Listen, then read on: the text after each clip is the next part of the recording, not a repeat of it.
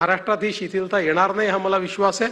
हा 1.5 कोटीचा टप्पा आपण पूर्ण करू आणि त्याच्यासोबत आता आपण सायमल्टेनियसली सक्रिय सदस्यता सुरू केलेली आहे। आपल्याला कल्पना आहे की आपल्या संविधानाने प्राथमिक सदस्य होण्याकरता सगळ्यांना मुभा दिली आहे। कोणालाही प्राथमिक सदस्य करता येतं, पण पक्षामध्ये ज्याला पदाधिकारी व्हायचा आहे किंवा पक्षामध्ये ज्याला लोकप्रतिनिधी व्हायचा आहे तो सक्रिय सदस्य असणं गरजेचं आहे।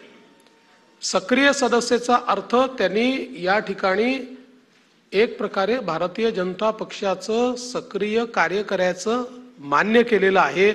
तो दैनंदिन कामामध्ये त्या ठिकाणी इन्व्हॉल्व होतो किंवा निवडणुकीत इन्व्हॉल्व होतो, अशा प्रकारचा सक्रिय कार्यकर्ता। आणि त्याला खरं म्हणजे एक दुसरी पण अट त्याच्यामध्ये टाकलेली आहे आणि ती अट आहे की सक्रिय सदस्यता जर घ्यायची असेल तर त्या सक्रिय सदस्यांनी आपल्या आयडी वरनं 100 त्या ठिकाणी सदस्य केले पाहिजेत।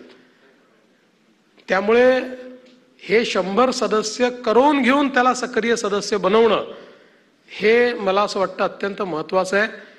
म्हणजे याच्यामध्ये काही युवा मोर्चाचे पोरं हे चांगले सक्रिय सदस्य होतील आणि काही माझ्यासारखे लोक हे सक्रिय सदस्य होऊ शकत नाही। मला आत्ता जे बावनकुळेजींनी दिलेलं आहे ते त्यांच्या अधिकारात मला सक्रिय सदस्यत्व दिलं आहे। माझे अजून 100 व्हायचे आहेत, माझे 87 झाले आहेत, पण मी 100 पूर्ण करेन। मी बावनकुळेजी आज जरी विशेष अधिकारातलं मी आपल्याकडनं हे सक्रिय सदस्यत्व स्वीकारलं असलं तरीही मी माझे 100 पूर्ण करेन। थोडेसेच राहिले, 30-32च राहिलेत, ते मी करून टाकीन आणि ते पूर्ण करीन। तसंच आपल्या सगळ्यांना माझी विनंती आहे की आपणही प्रयत्नपूर्वक ज्यांना सक्रिय सदस्य करतोय त्यांच्याकडनं 100 सदस्य करून घेऊन त्यांना जर सक्रिय सदस्य केलं तर मला असं वाटतं की खऱ्या अर्थानं भाजपच्या संविधानाला जे अपेक्षित आहे तशा प्रकारचे सक्रिय सदस्य या ठिकाणी तयार होतील आणि कागदावरची पार्टी राहणार नाही तर ती सक्रिय पार्टी राहील।